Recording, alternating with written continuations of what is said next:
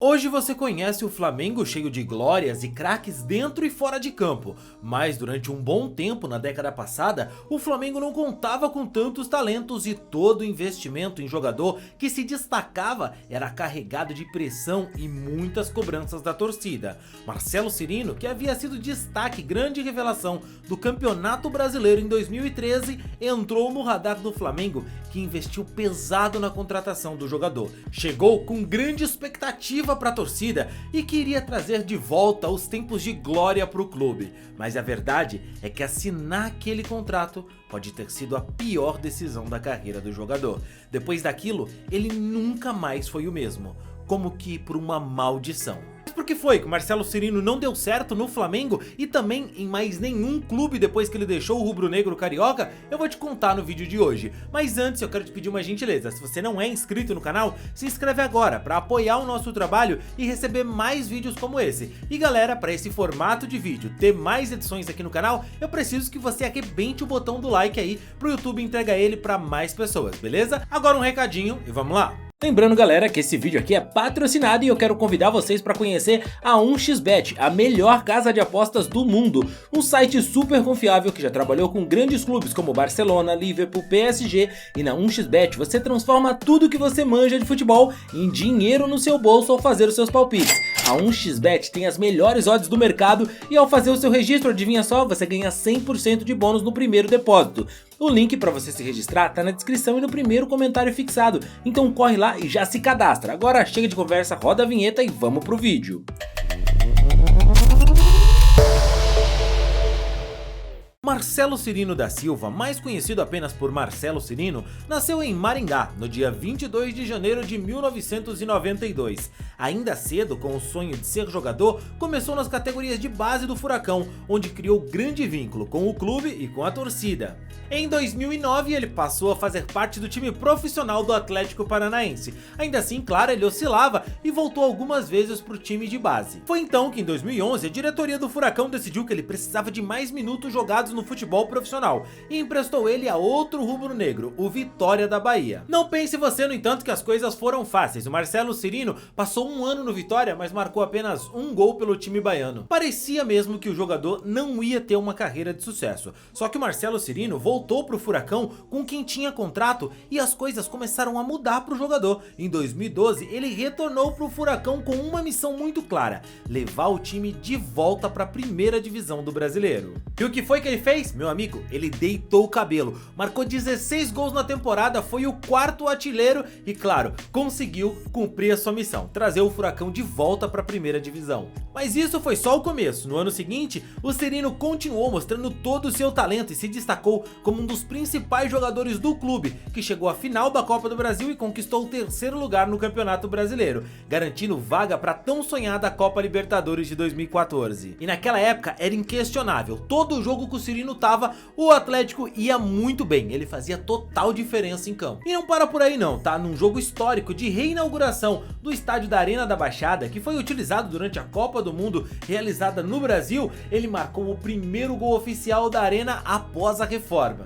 Um momento épico pro Furacão e pro jogador, que entrou de vez para a história do Atlético Paranaense. E depois disso, claro, muitos clubes no Brasil sonhavam em tirar o Cirino do Furacão e contar com o futebol dele. Em 29 de dezembro de 2014, foi o Flamengo que anunciou a contratação do Marcelo Cirino com a ajuda de um grupo de investidores, a Doyen Group.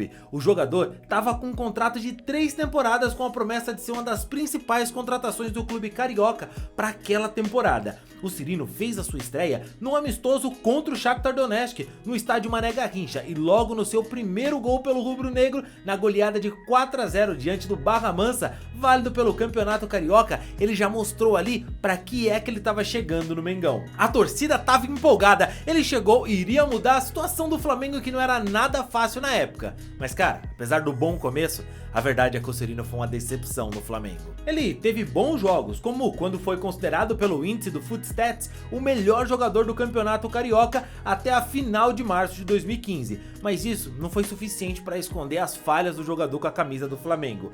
No mesmo ano, ele sofreu uma lesão na coxa esquerda que o deixou fora de várias partidas importantes do Campeonato Brasileiro e da Copa do Brasil. Além disso, ele foi afastado pela diretoria do Flamengo em outubro, depois da famosa polêmica do bonde da Estela. E essa combinação de lesões, polêmicas e más atuações fizeram com que o Cirino, que chegou com grande expectativa, saísse do Flamengo em baixa, cara. O Cirino, inclusive, falou sobre a sua passagem no Flamengo em uma entrevista e reconheceu que ele não foi bem como esperava.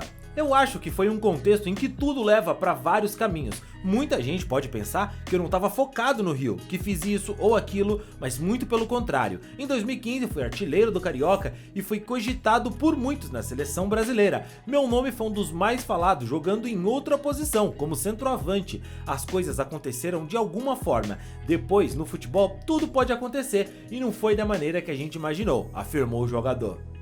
2015 foi um ano bem difícil, porque ficamos bem lá embaixo na tabela. Em 2016 as coisas não encaixaram. Não me arrependo de ter aceitado a proposta do Flamengo e ter vivido isso. Foi um marco na minha vida. Claro que as coisas poderiam ter sido bem melhores, mas Deus tem planos na sua vida que você não entende, completou o jogador.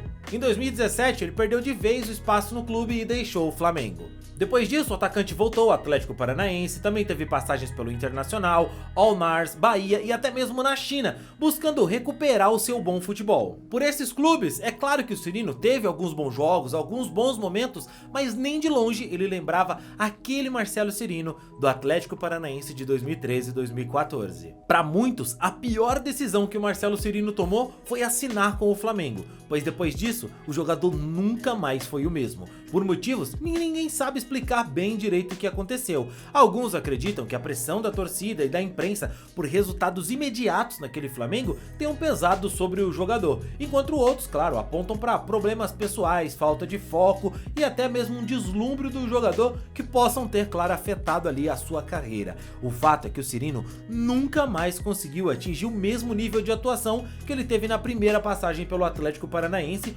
onde ele conquistou o título estadual e foi artilheiro da equipe. Hoje, novamente, o Marcelo Cirino está de volta ao Atlético Paranaense para sua terceira ou quarta passagem já no clube onde ele despontou para o futebol. Porém, ele vem enfrentando alguns problemas com lesões e desde que voltou, ele pouco foi visto em campo pelo Furacão. Apesar disso, o Furacão tem um grande carinho ali com o Marcelo Cirino e acredita que o jogador pode sim voltar aos seus bons momentos de glória no Atlético Paranaense. A pressão? O deslumbre? Falta de foco? Ninguém nunca vai saber. O fato é que o Marcelo Cirino hoje é um jogador que deixou em todos a impressão de que ele ficou devendo alguma coisa na sua carreira, mas não para ninguém, mas para ele mesmo.